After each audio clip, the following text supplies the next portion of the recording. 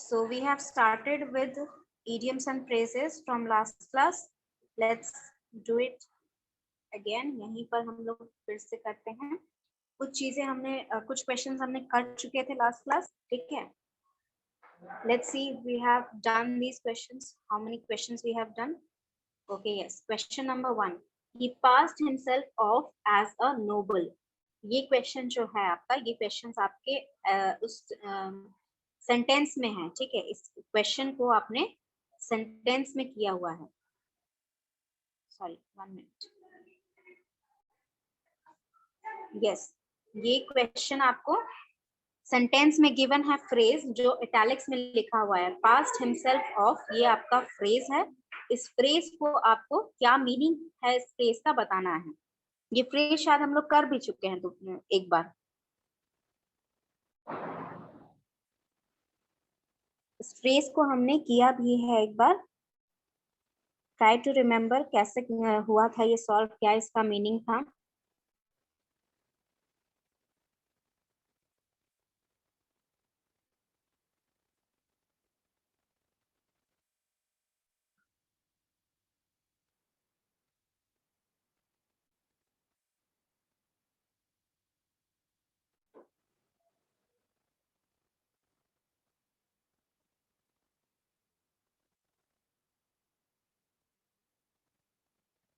Am I audible, student?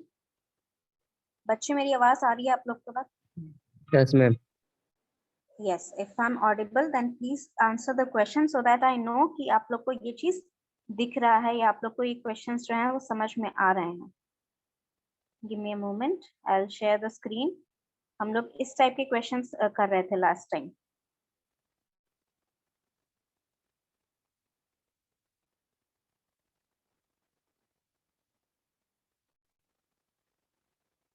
इस type के questions हम लोग कर रहे थे जहां पर आपको फ्रेजेस का मीनिंग बताना था, ठीक है. Let's see if we can find those questions जो हम लोग ऑलरेडी कर रहे थे.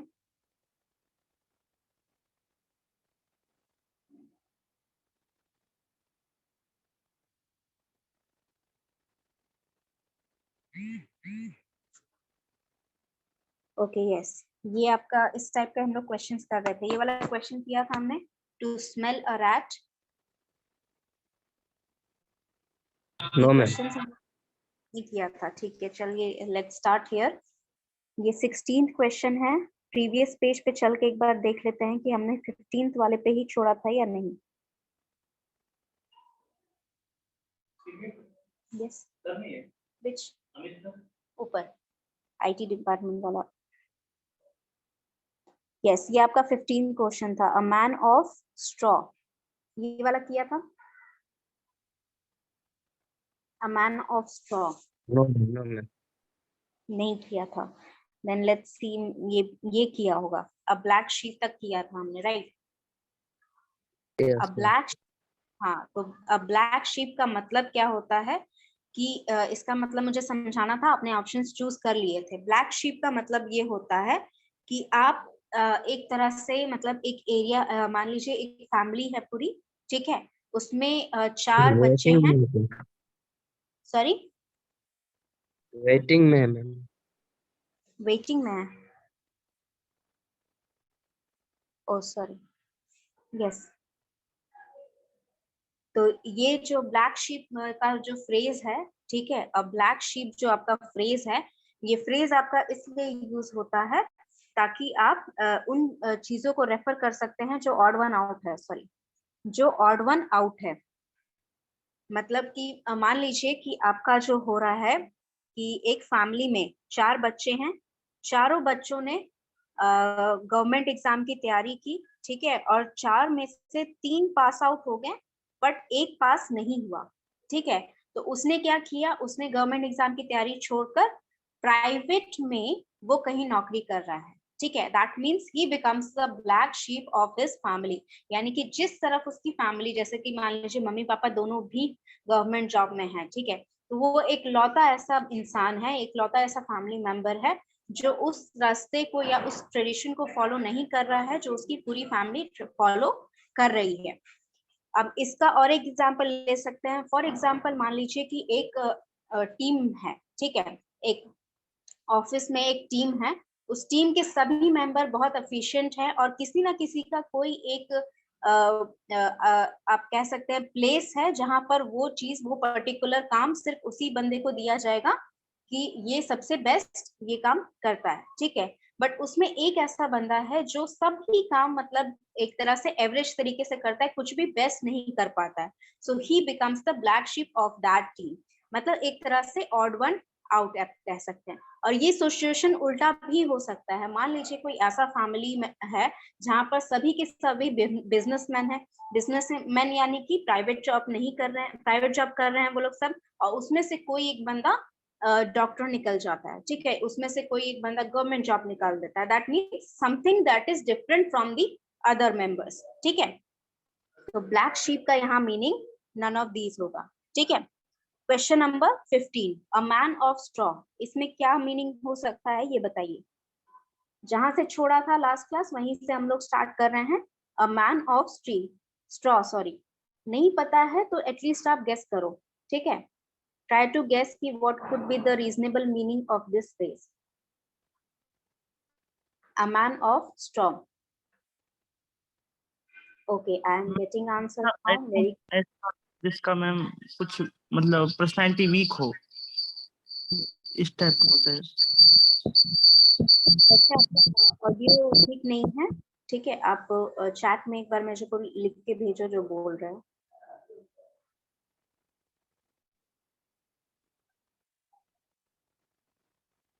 एक बच्चे ने आंसर भेजा है, ठीक है, अच्छा 2 बच्चे आंसर भेज दिए, चलिए ठीक है।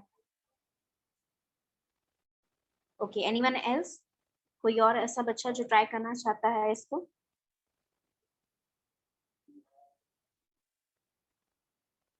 Okay, most of the students are saying option number A, तो option number A is correct, a man of no substance. No substance मतलब कि उसका कोई आधार नहीं है, यानी कि आप कह सकते हैं कि उसमें कोई ऐसी क्वालिटी नहीं है जिसके बेसिस पे आप कह सके कि वो बंदा अच्छा है, ठीक है, या वो बंदा मतलब जेंटलमैन है, एक तरह से आप उसको डिफाइन नहीं कर सकते हो, कोई भी ऐसी क्वालिटी उसमें नहीं है कि आप उसकी तारीफ कर सके, एक तरह से आप कह सकते हो, ठीक है। Man of no substance, man of straw, straw से क्यों कंपेयर किया गया है, क्योंकि स्ट्रॉ जो होता है that is you can say very destructive, ठीक है, उसे जरा सा तोड़ दो तो वो टूट जाएगा, जरा सा इधर उधर कर दो तो मुड़ जाएगा, मतलब वो पूरा डिस्ट्रक्ट हो जाएगा, उसमें लाइट वेट होता है, ठीक है, उसमें कोई सब्सटेंस तरह का नहीं है, हैवी वेट वगैरह या फिर कुछ अच्छा चीज नहीं है, वो एक तरह से आप कह सकते हैं, इसीलिए उसको स्ट्रॉ से कंपेयर किया गया है। Question number 16, to smell a rat, to smell a rat,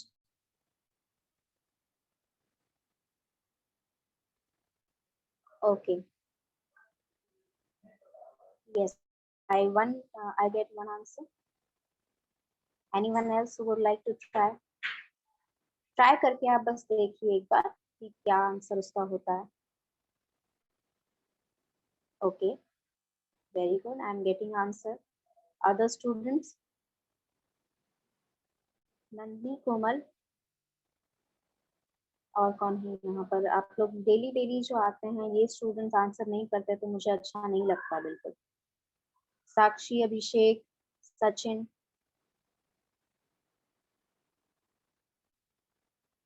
if your audio is not very good at working, or if there is any noise in your background, you can at least give me the answer in the chat box itself, ठीक है, मैंने वो भी allow किया हुआ है आपके class में, बट एटलीस्ट आपको आंसर करिए, ठीक है, नहीं भी पता है तो एटलीस्ट आप गेस करके देखो क्या हो सकता है इसका answer.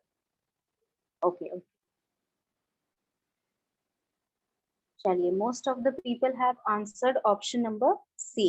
Let's see if it is correct. Yes, it is correct. C option मतलब कि to suspect foul dealing. Foul मतलब क्या होता है कि खराब कुछ भी, ठीक है, that is not very healthy, that is not very good, ठीक है, आपके लिए जो अच्छा नहीं है।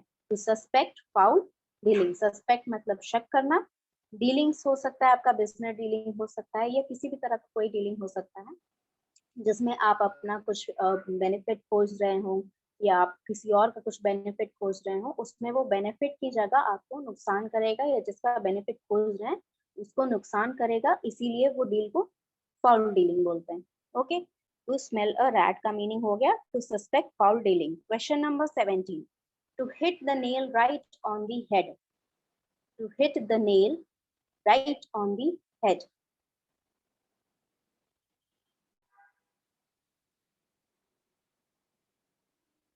Okay, very good. Now I'm getting fast answer. Okay. करते रहिए, कंटिन्यूअसली करते रहिए आंसर। जो भी आपको अगर लग भी रहा है कि जो ऑप्शन आप चूज कर रहे हैं वो बाकी बच्चों ने बोल दिया, फिर भी आप आंसर मुझे कर सकते हैं। It is okay. Okay, very good, very good. Yes, now it is getting interesting. तो ऑप्शन ए, तो ये हो गया आपका option A is the correct one. To do the right thing, do the right thing मतलब right on the head, मतलब कि जहां पर एकदम मतलब सर के एकदम मतलब एक तरफ से आप कह सकते हैं कि एकदम सही जगह पे निशाना लगाना।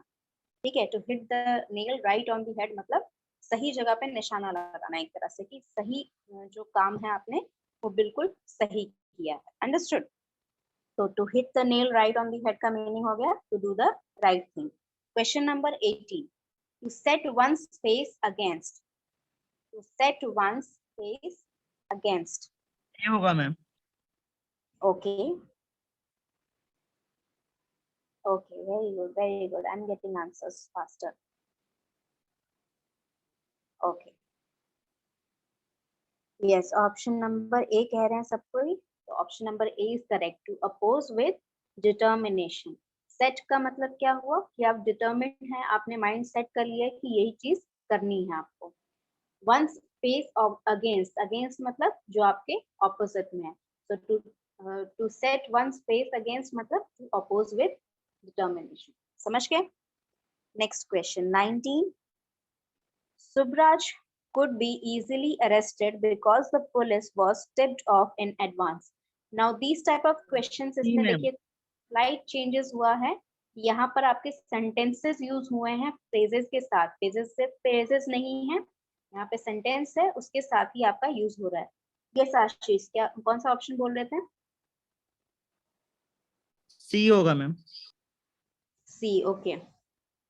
यस मैम, सी होगा।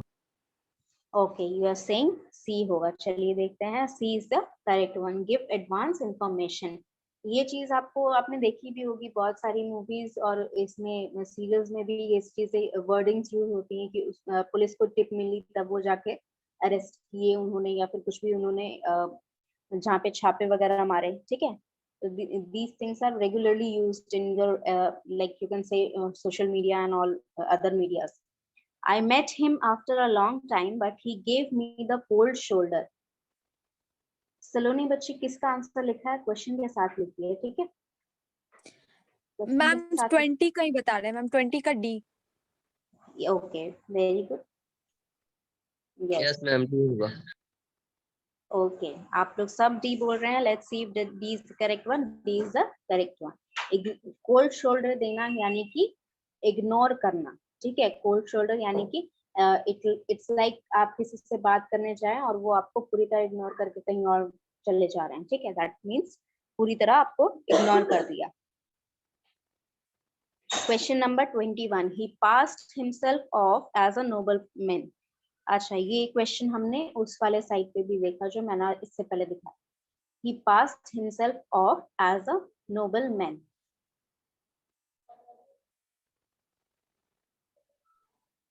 Ma'am B. B, okay. Anyone else? Okay.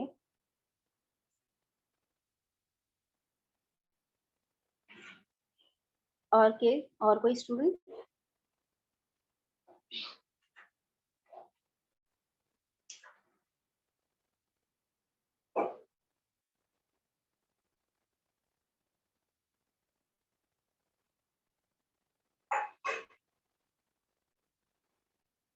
Okay, I'm getting two answers.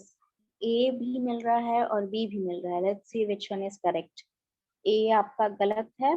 B is the correct one. Pretended to be. Passed himself off का मतलब होता है कि आप pretend कर रहे हैं. That means he was pretending to be a nobleman, he wasn't a nobleman. वो था नहीं, वो सिर्फ प्रिटेंड कर रहा था या अपने को एक तरह से दिखाने की कोशिश कर रहा था कि वो नोबलमैन है। Okay, question number 20। समझ में नहीं आया, एक बार और बता दीजिए मैम। पास्ट हिमसेल्फ ऑफ मतलब मान लीजिए कि आप जो हैं आपने एक किताब खरीदी, ठीक है, मे बी 200 और 400 रुपीज की एक किताब खरीदी, ठीक है। Someone who does not know the importance of that book, ठीक है, आप उसके पास गए, ठीक है, और उससे कहा कि ये बुक जो है, ये बुक अगर तुमने पढ़ ली तो कोई एक सर्टेन एग्जामिनेशन आप क्लियर कर लेंगे, ठीक है। बट आपके पास कोई बेसिस नहीं है, आपके पास कोई प्रूफ नहीं है, आप बस उसको कह रहे हो कि ये बुक जो है इस एग्जामिनेशन के लिए सबसे ज्यादा इम्पोर्टेंट है। तो आपने क्या किया, आपने वहां पर प्रिटेंड किया कि ये जो बुक है ये इम्पोर्टेंट है किसी सर्टेन एग्जामिनेशन के लिए, ठीक है। आप प्रिटेंड कर रहे हैं, यानी कि वो जरूरी हो सकता है, नहीं भी हो सकता है, लेकिन सिर्फ वो किताब जरूरी नहीं है। कोई भी एग्जामिनेशन के लिए आपको बहुत सारी किताबें पढ़नी पड़ती हैं, तो वो किताब जो है आपने उस किताब को पास ऑन किया, यानी कि उस किताब को आपने ऐसा दिखाया, प्रिटेंड किया कि वो किताब सबसे इम्पोर्टेंट है एक सर्टेन एग्जामिनेशन क्लियर करने के लिए। अंडरस्टूड? पास्ट हिमसेल्फ ऑफ मतलब उस आदमी ने ऐसा प्रिटेंड किया, मतलब वो पूरा ड्रेसअप हो गया, ठीक है। जैसे नोबलमैन अच्छे अच्छे ड्रेस कोट्स वगैरह पहनते हैं, सिल्क के कपड़े पहनते हैं, वो सारे कॉटन क्लोथ्स पहनते हैं, उसने उस तरह का ड्रेसअप कर लिया और सबसे बात करने लगा एज इफ वो नोबल पर्सन है, ठीक है। समझ में आया अभी? Yes ma'am. Very good. चलिए 22 question number, this matter has been hanging fire for the last months and must therefore be decided one way or the other. Ma'am option B. B. Okay. Okay. चलिए, I am getting again I am getting two answers. B होगा, sorry ma'am, B. अच्छा, चलिए, then both of you are saying B. Let's see if B is the correct one. B correct नहीं है। और क्या होगा फिर? कोई और ऑप्शन आप गैस कर सकते हैं? मैम ए हो सकता है। आई मीन मैम ये तुक्का लगा रहे हैं, लेकिन हम okay, A is the correct one. Going on slowly, ठीक है। हैंगिंग फायर मतलब कि वो धीरे धीरे कोई काम चल रहा है, मतलब एक तरह से आप कहते हैं ना, जैसे हम लोग हिंदी में कहते हैं कि घसीट रहे हैं उस काम को, ठीक है। कर नहीं रहे हैं आप, जल्दी जल्दी कंप्लीट करके, एफिशिएंटली कंप्लीट करके नहीं दे रहे हैं, आप उसको जबरदस्ती घसीट रहे हैं, बस उस मैटर को रिजॉल्व नहीं किया जा रहा है, ठीक है। Any doubt? नो मैम इसको टर्टल वॉक भी कह सकते हैं ना, मतलब जैसे कछुए की चाल जैसा। बिल्कुल बिल्कुल कह सकते हैं। Yes, question number 23. In the armed force, it is considered a great privilege to die in harness.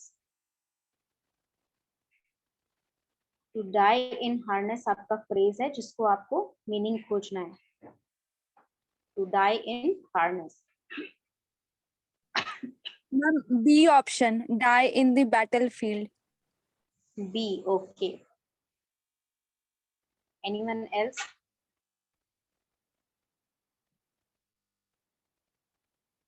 Okay. Ma'am wait, हमको अपना चेंज करना ऑप्शन। चेंज करना है? Yes ma'am. मैम डी होगा, मैम डी मेरा है आंसर। D. Ma'am D. कौन सा आंसर बोल रहे हो बच्चे? मैम 23 का डी। नहीं, अंकु अंकु कौन सा बोल रही है? मैम डाई विद ऑनर, यही बोल रही थी। Die with honour. Yes ma'am. Okay, तो डी ऑप्शन ज्यादा लोग चूज कर रहे हैं, तो let's see if D is correct. D is not correct. एक बच्चे ने सी बोला था, let's see if C is correct. C is die working. Harness का मतलब होता है एग्जैक्ट डिक्शनरी मीनिंग उसका कुछ अलग होता है, ठीक है। एग्जैक्ट डिक्शनरी मीनिंग जो होता है आपका हार्नेस का, that is something related to,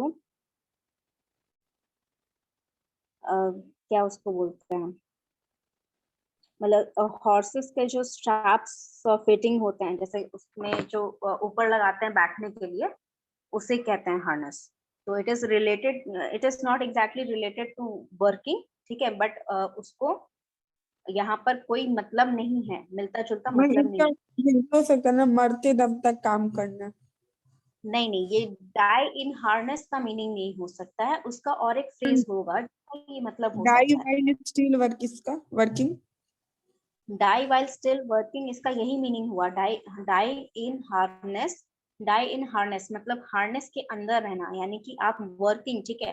for example अगर इस सेंस में आप देखो कि जो घोड़ा होता है, ठीक है, उसका काम क्या है कि वो राइड करवाता है लोगों को, ठीक है, तो उसका जो वो हार्नेस है जिसको वो सपोर्ट करते हैं, राइडर्स को सपोर्ट करने के लिए जो लगाया जाता है, वो उसी के अंदर अगर मर जाए तो that means is dying while working, ठीक है। तो इस चीज से, इस एग्जाम्पल से ये फ्रेज लिया गया है, to die while still working. Okay, yes, इसमें कोई डाउट नहीं है कि अभी और समझा दूं क्यों डाई इन हार्नेस का मीनिंग हुआ die while still No, working. ma'am, no doubt. Okay. Question number 24. The cricket match proved to be a big draw. The cricket match proved to be a big draw. Ma'am D. A game without any result. Okay. और कोई? Yes, ma'am, D होगा। चलिए, तो most of you are saying D option, तो चलिए D option choose करके देखते हैं। डी तो गलत हो गया। अब फिर ड्रॉ का और क्या मीनिंग होता है? Attraction, पिक्चर होता है, और क्या हो सकता है? Ma'am keen interest. नहीं, इंटरेस्ट नहीं होगा। अट्रैक्शन हो सकता है मैम। अट्रैक्शन हो सकता है तब अगर C होगा। हाँ, मैम ऐसे तो सब कुछ हो जाएगा मैम। नहीं नहीं, सब कुछ नहीं होगा। Confuse हो गया मैं। होता है कि खींचना, ठीक है, उसका वो भी मीनिंग होता है, ठीक है। तो अगर उस मीनिंग से लेके चलें तो आपका ह्यूज अट्रैक्शन हो जाएगा, यानी कि इसको अगर फुल लिखे तो the cricket match grew a louder crowd, यानी कि उसने बहुत सारे अटेंडीज को या बहुत सारे लोगों को खींचा अपने तरफ, ठीक है, अट्रैक्ट किया। अंडरस्टूड? मैम और ड्रॉ का मतलब तो ये भी होता है ना, विदाउट एनी रिजल्ट। नहीं, जैसे वो ड्रॉ वो फ्रेज में नहीं होता है, ठीक है। मैच ड्रॉ कर जाने का मतलब हुआ कि उसका कोई रिजल्ट नहीं निकला, दोनों ने ही बराबर का खेला, ठीक है। मैच ड्रॉ कर लेने का मतलब हुआ कि दोनों मैच का कोई रिजल्ट नहीं निकला। लेकिन यहाँ पर बिग ड्रॉ जो है, इस फ्रेज का मतलब होता है, इस फ्रेज का मतलब होता है कि आपने ह्यूज अट्रैक्शन, मतलब कि बहुत सारी ऑडियंस उसे देखने आई, ठीक है। 25 number question. When he heard that he had once again not been selected, he lost heart. Become discouraged हो सकता है। किसका? 25 का डी शायद, डी होगा। ओके, मैम मेरा है बी। डी। ओके, चलो, मेरे को 3 बच्चों ने 3 ऑप्शन दे दिए। अब किसका चूज किया जाए कलर कर? ओके, इंक्रीजिंग ऑर्डर में देखते हैं। ये ऑप्शन गलत है आपका, बी ऑप्शन भी गलत है, सी ऑप्शन भी गलत है, D is the correct one, become discouraged. Loss heart यानी कि लूज हार्ट जो होता है, उसका मतलब कि आपका विल पावर, ठीक है, आपका विल पावर जो है वो कमजोर पड़ गया, आप पूरी तरह डिस्करेज हो गए कि अब मुझसे नहीं होगा, ठीक है। After being defeated again and again, you have lost heart, मतलब आप डिस्करेज हो गए हैं पूरी तरह, आपका विल पावर जो है वो अब सपोर्ट नहीं कर रहा है, ठीक है। Let's move on to the next question. Question number 26. He was undecided. He let the grass grow under his feet. Sorry. He let the grass grow under his feet. ये आपका फ्रेज है जिसका आपको मीनिंग बताना है। He let the grass grow under his feet. Okay. एक answer मिला मुझे। बाकी स्टूडेंट्स? पता है से टाइपिंग हो जाएगा क्या हो जाएगा बच्चे? Ma'am. C option. C. Okay okay, C बोल रहे हैं आप।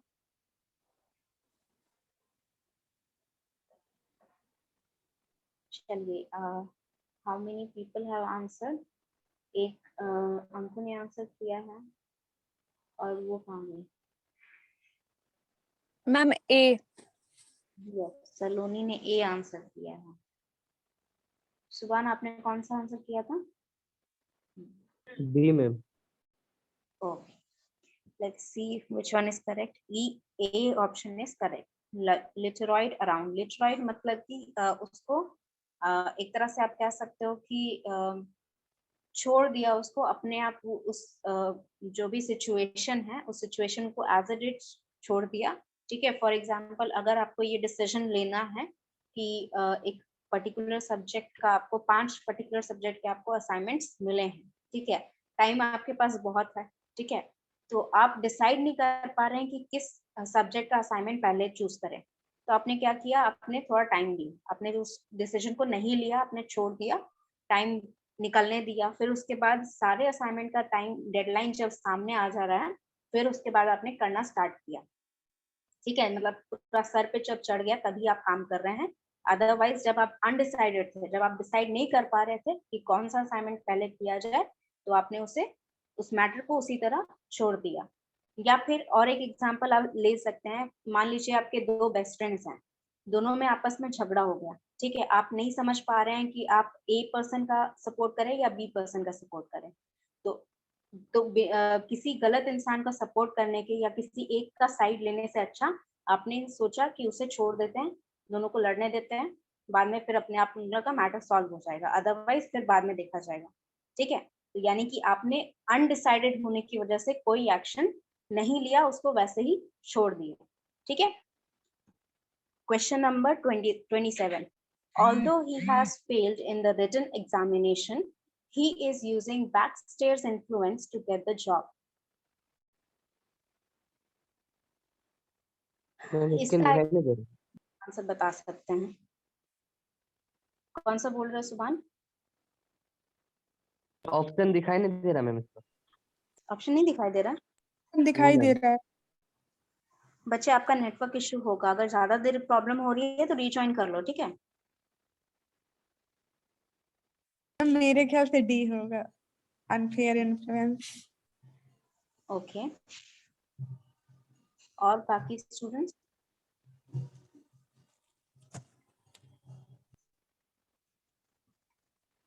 Ma'am D.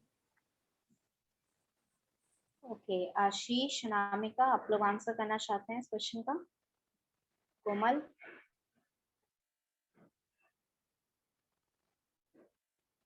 बच्चे ट्राई तो करिए, it is okay if your answer is wrong. ठीक है, आप लोग गलत होने से इतना डरते हो कि आप लोग ट्राई ही नहीं करते हो। ठीक है, एटलीस्ट ट्राई कर सकते हो आप, ऑप्शंस जो भी आपको लगे कि सही हो सकता है।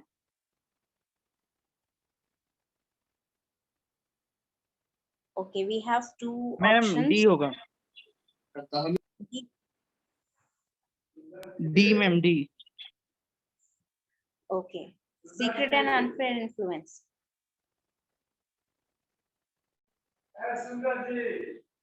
ठीक है, आप लोग 2 ऑप्शंस मुझे बता रहे हैं, तो let's see which one is correct.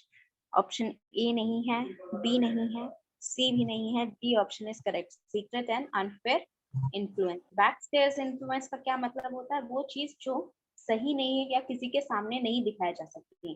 ठीक है, बैकस्टेयर्स का मतलब क्या हुआ? पीछे का रास्ता। तो बैकस्टेयर यानी कि किसी के पीठ के पीछे जाके कुछ काम करना हो सकता है, या फिर आप कह सकते हैं कि सीक्रेट में कुछ काम करना, या जो चीज आप सामने हाइड करके रखना मैम। सकते हैं।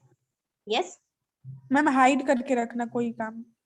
हाइड करके रखना, या जो काम आप सबके सामने नहीं कर सकते हैं। ठीक है, question number 28. Companies produce goods play to the gallery to boost their sales. Companies producing goods pay to the gallery to boost their sales. Companies produce ma'am, goods. cater to the taste. B option, Yes, ma'am. Play to the gallery. Gallery का मतलब क्या होता है?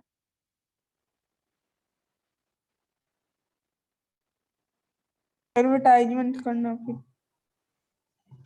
Gallery का दो meaning होता है, एक तो आपके जो घर पे गैलरी होती है, एक गैलरी जहाँ एडवर्टाइजमेंट बोल सकते हैं। हाँ, एक गैलरी का मीनिंग वो होता है जहाँ पर आर्टिस्ट अपना आर्ट ये डिस्प्ले, होना चाहिए इसका। ठीक, गैलरी कहते हैं। क्या बोल रहे हो सुगम? सी मैम, सी होगा। सी, Attempt to appeal the popular taste. ठीक है, let's see which one is correct. A नहीं है, बी नहीं है, C is the correct one. Attempt to appeal to popular taste, यानी कि आप अटेम्प्ट कर रहे हैं, ठीक है, ये जो पब्लिक है उनका क्या टेस्ट है आपके प्रोडक्ट के लिए। मतलब आपने डिस्प्ले कर दिया अपना प्रोडक्ट, या बेटा वर्जन में लॉन्च कर दिया, या कोई ऐप, या फिर सैंपल प्रोडक्ट्स बेच रहे हैं एक एक जगह जहाँ पर बहुत भीड़ आती है, और उसके बाद अपना जो डाटा गैदर कर रहे हैं कि ये टेस्ट या इस पर्टिकुलर ब्रांड फ्लेवर को लोग ज्यादा प्रेफर कर रहे हैं और उसको ज्यादा बेच रहे हैं ताकि आपका सेल्स